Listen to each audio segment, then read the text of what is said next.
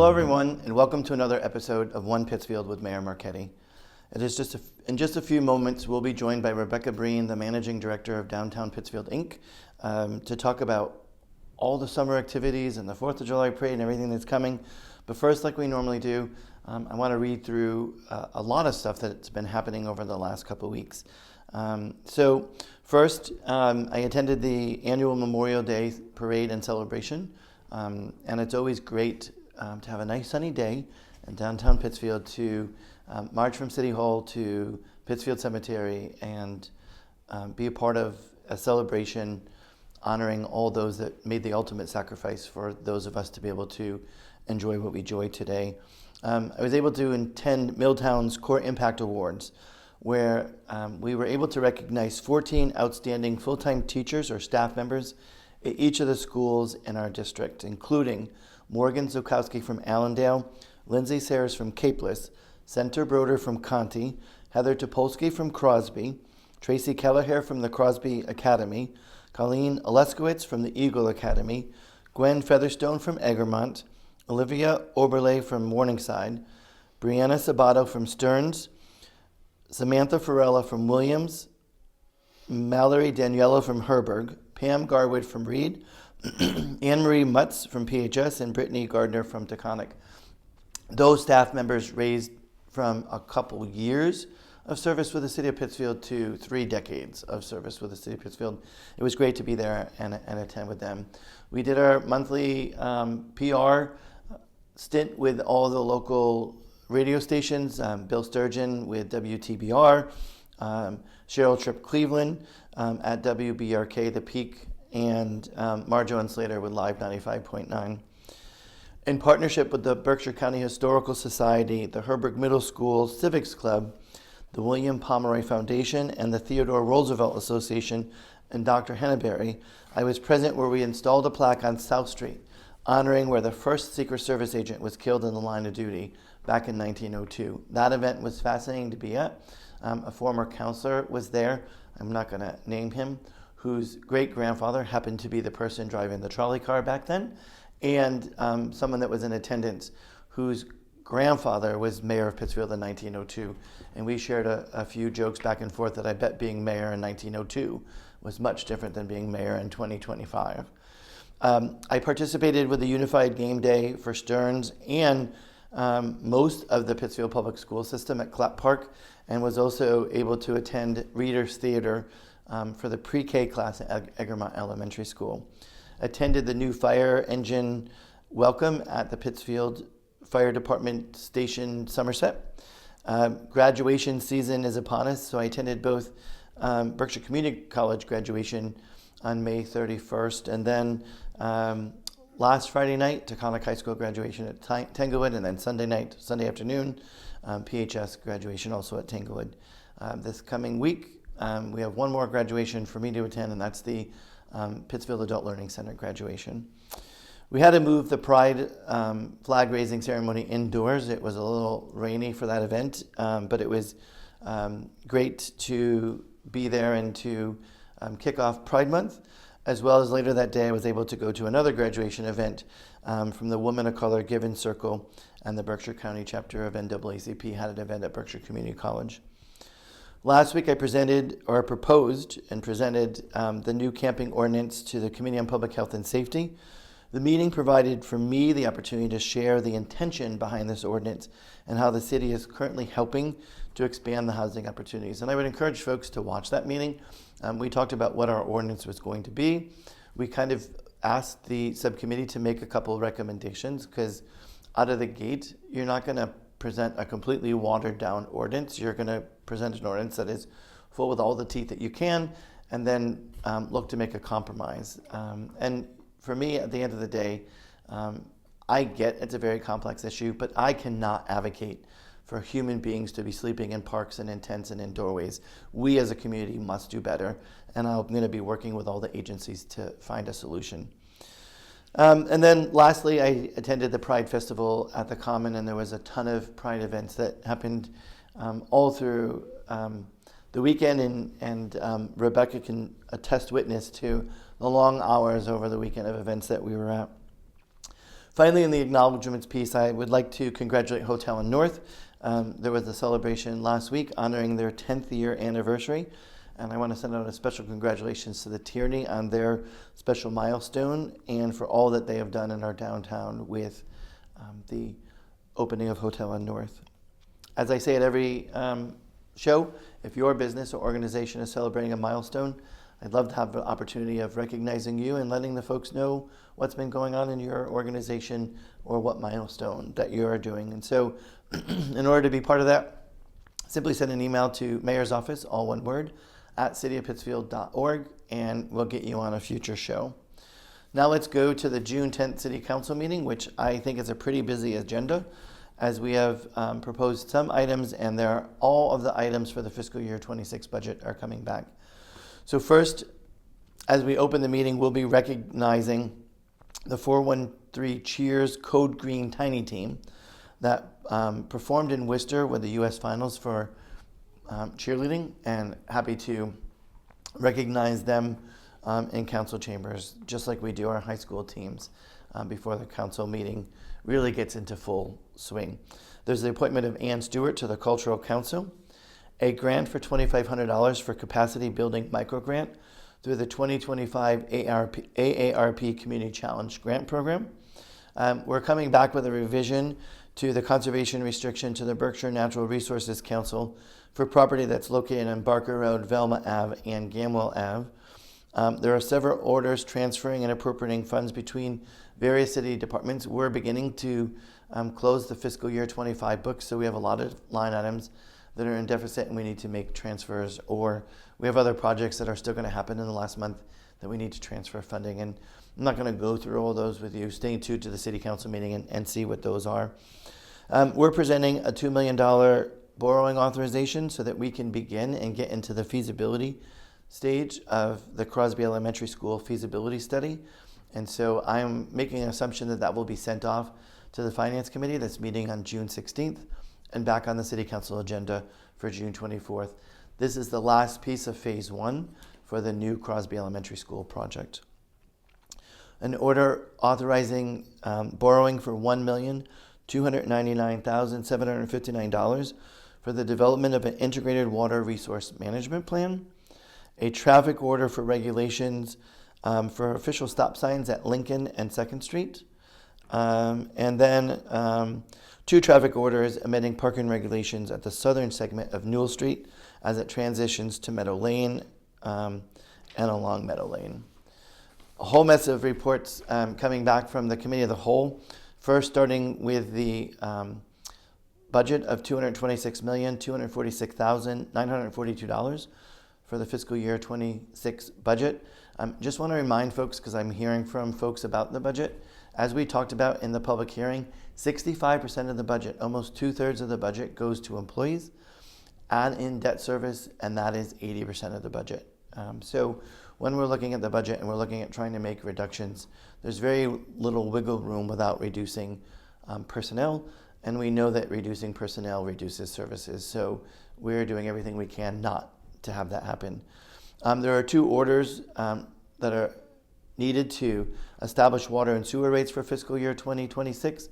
And as we did last year, we presented a formula so that we could keep up with inflationary costs or additional costs with salaries to the enterprise funds for the employees that work there, as well as any of the chemical costs. And I believed when I took office that it was easier to get these increases on a yearly basis rather than doing 25, 35, 40, 50% increases when it was really needed to do.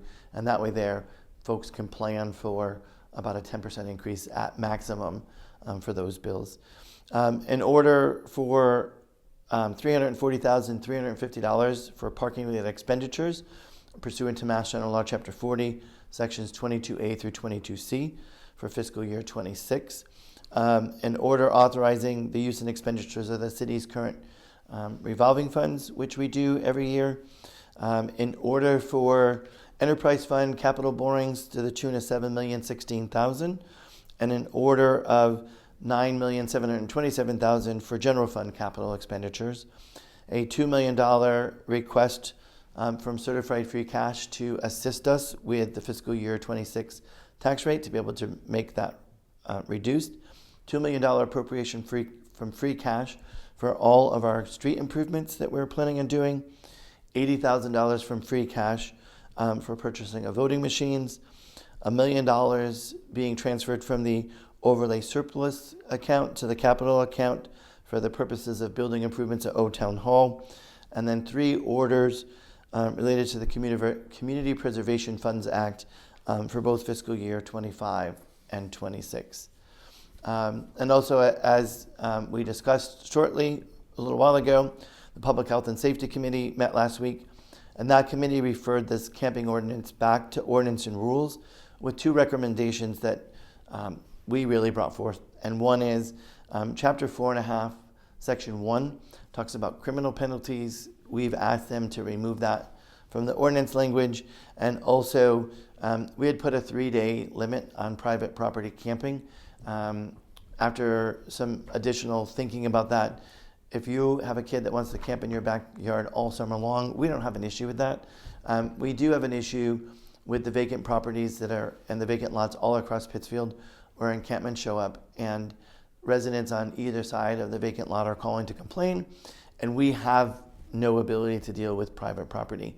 So just knowing that they need the permission of the property owner, which many times doesn't exist, then we can be able to take some action and move that forward. So that, in a nutshell, is what I've been doing for the last couple of weeks, and what we plan on doing for Tuesday night. And I think Tuesday night's meeting is going to be pretty lengthy. Now I want to turn to Rebecca and kind of talk to Rebecca about what's happening at DPI, what kind of exciting things and programming we can expect this summer. And she is the person who has taken over the 4th of July parade for me. So I want to get some parade updates in there as well. So Rebecca, you were just recently at the City Council meeting giving a update of where we are. How about a very brief update for this show about what DPI has been doing? Absolutely. Thank you for having me. Downtown Pittsfield Inc., the equivalent of a Chamber of Commerce here from our downtown, had a great year. We are up to over 250 members at this point. In this past year, we've moved to a new location here at 431 North Street. We have offices that we are able to rent out. For our members, we've been able to add a new jobs feed to our website. We've been doing co-op advertising opportunities. And some of the things that were great this past year is we've continued to be able to facilitate grants. So a Glow Up grant with ARPA and the city's PERK program with $100,000 that went out. An upskilling grant called Boost with $75,000 that went out through Mass Development. We've worked with Berkshire Lightscapes again to light up 2 new churches here in our downtown, and worked with Downtown Blooms by adding cigarette dispensers where individuals can put their the cigarette butts in, and we actually recycle them. And we have more coming out actually this year. So we're very excited about that. And of course, there were 3 new murals that got put up as part of the Let It Shine program, and we have more to come. Excellent. So downtown is continuing to grow and expand, and we've had several new businesses open. Would you give the viewers at home just an idea of a couple of the businesses that have opened recently in our downtown? Yeah, we had 11 new businesses open up in this past year, and they vary greatly. Everything from Wander, which is a new coffee shop and gathering space off of Depot Street. There's Precision Brow, which is located a little bit further down towards BMC, and they do microblading if you need a little touch-up for your eyebrows. Things like Beat Nest, which is a musical classroom for electronics, and that's specifically to students. And then we had things like Forged and Found and Independent Hair Braiders and Nails by T, who have joined businesses that were already here, such as the Plant Connector or Dolce Rose. We love seeing that type of cooperation to make sure that the businesses are successful. A couple of great restaurants, Rare, located in Hotel on North. And then C Burritas actually moved from their location outside of the downtown onto McKay Street. So those are very exciting things to have happen. I continue to remind folks all the time because they say to me, well, there's all these vacant storefronts. And I'm like, where? Other than in front of the right building, which is really being renovated at this time. Yes. And hopefully early next year has tenants. I can think of one School Street, and I can't think of many other downtown business fronts that are vacant. So we work very hard with the property owners themselves to be able to find great matches. We also look for funds to help with small businesses to be able to build out those spaces. And it's really one of the membership benefits that people sometimes don't think about. The city is grateful for the partnership with DPI, and I know that you're always looking ahead and trying to figure out new and exciting things. What exciting projects are you working on for the upcoming summer? So this upcoming summer, there are two in particular that we really are excited about. One of them is the Hey Neighbor marketing campaign. 3 years in, we really feel that with all of the storefronts that are filled and all of the activities that we are having, it's time to really go ahead and promote our downtown again. So there are advertisements on NPR in the Pioneer Valley, inviting individuals there to come visit and see a show and have dinner. We are in the process of reviewing applications for a grant where local businesses will be able to advertise at the Beacon as well as through WUPE's radio program. And in addition to that, we are providing funding to businesses that have decided to organize their own events in our downtown to make sure that we have things going on all the time. Speaking of events, yes, it's summertime, and I know there's some exciting events that we're working on, and I think I learned over the weekend of maybe a monthly block party somewhere in the downtown. So what are all the exciting events that are coming this summer? Well, we just wound down our first Fridays at 5 was this past weekend. Weather was not great, but we have indoor locations and every place was packed. So that was wonderful. Our next first Fridays at 5 will happen in August, so watch for that. Of course, we partnered with Pride at the event at the Common, which was great. But a couple of new things that are coming up. One is a Friday night music series called The Pit. Hot Plate Brewing Company as leading that. It is going to be music every Friday night in Dunham Mall from 6 to 8 p.m. all summer long. You'll find a variety of things, everything from ska and punk to bluegrass. There will be a beer garden there, but it's an all-ages show and everyone is welcome. Also on Sunday afternoons from 6 to 8, also in Dunham Mall, there is Rhythmscape. This is a dance lesson that will be happening all summer long as well. So we're really getting use of the new sort of upgraded Dunham Mall. And then we do want people to watch for announcements for the Depot Dance Party series, which we're hoping to put in downtown over the summer months, at least once a month, which will be great. You highlighted Dunham Mall.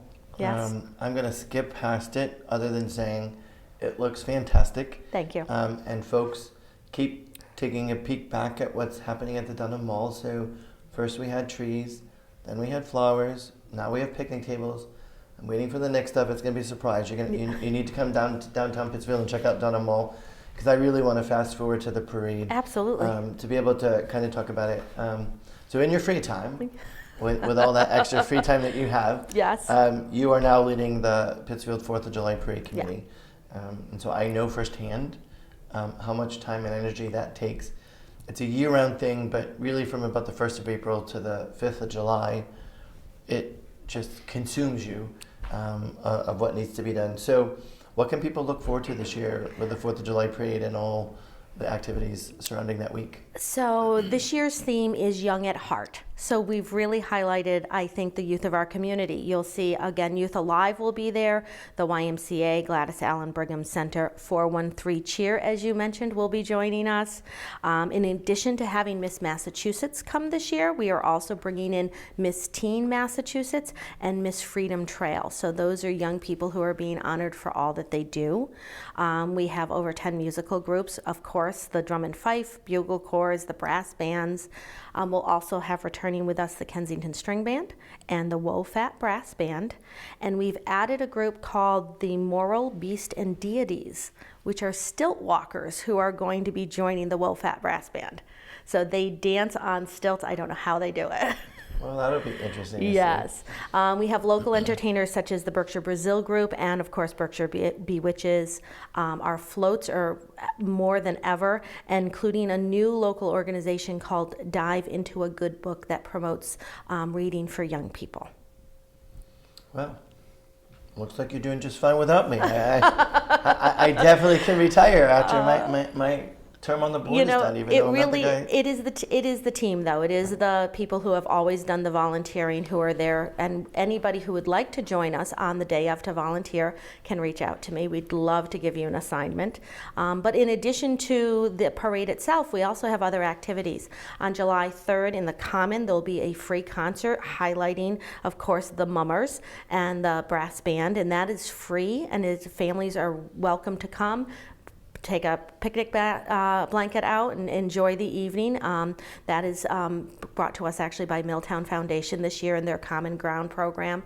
There'll be food trucks available, and that'll be on July 3rd. And then on July 6th, of course, we have our car show at McKay Street parking lot. All of this can be found on the parade website or through Downtown Pittsfield Inc. But my question for you is, are there going to be fireworks at any of these events? There will be. Excellent. At dark on July 4th, Wacona Park, kind of part of the tradition. That day, there'll be baseball in Wacona Park for a good majority of the day. The Adult Baseball League had a game there last year, and so post their game, there'll be fireworks at Wacona Park. It'll be the first time, I think, and some of this is coming full circle for me, as the chair of the parade committee many, many years ago paid for the fireworks. Then that was transitioned to the ball team at whoever it may have been at Wacona Park, and last year the Pittsfield Suns still sponsored fireworks. And in an effort to ensure that the city still was able to ensure fireworks, this year the city is stepping up in providing fireworks for the city. So 4th of July, you get it all. You get the 4th of July parade. You also get baseball at Wacona Park with at least the Adult Baseball League, but I think there are games throughout the mid-afternoon into the evening. You get the fireworks. You get a car show. You get a concert in the Common, which is going to be new this year. That concert was always at First United Methodist Church inside. So kudos to all those involved, and as I told you weeks ago, I'll report to duty at 7 rather than having to be the person there at 5:30 in the morning. That's me. And at 9:30 I'm going to change into my clothes and become the mayor and march down the street as mayor, and I'm going to do something different, and I'm going to explore. I'm going to walk back the parade route to watch the parade. And I'll be able to, so folks, listen, I'm going to be the eyes and ears of the parade committee. So if your organization is stopping and violating the parade rules for the first time, there's going to be someone that goes, move along. And I am sure that I'm not going to get any grief from the parade committee itself or Rebecca, because we have said for years, we don't have enough people to kind of span the parade route. And so I'm going to try it out. And maybe I'll ask some of the members of the city council to join me as we walk back, and we'll try to help you guys out to keep the parade flowing. Any help anybody can provide us, we're grateful for. Yes. It's like, what do I do after the parade's done? This will be the first time you'll see the parade in how many years? 22. Well, I guess that depends on where the mayor gets put into the lineup. I think I have you like 121st. Yeah, but then I won't be able to see anything. I won't be able to see anything, and then I can't be your eyes and ears. Yes. Sorry. But I'm making the assumption that the mayors and the city councils right after the veterans organizations, and I hope that tradition continues, that all the veterans organizations get to go first. So I get to be on this side for the first time in a couple decades to say thank you to you and the members of the parade committee. I'm going to try it. I know I'm not going to succeed. I'm going to try it. But breaking news, who's the Grand Marshal? That hasn't been announced yet. You'll find out that later this week from PCTV. See, but I knew it, right? I knew it. But I guess I don't have that much pull. No, keep in mind, young at heart is definitely reflected in that. Well, and I already know I'm just kind of harassing you, and I think it's an awesome choice.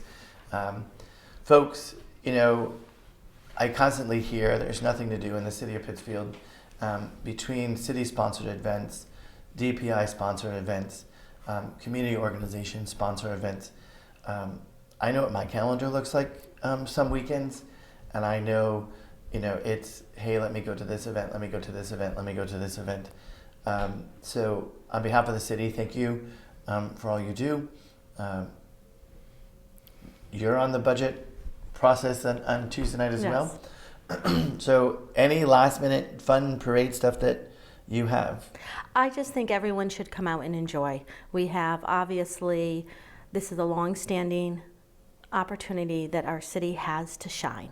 And so come and shine with us. Thank you.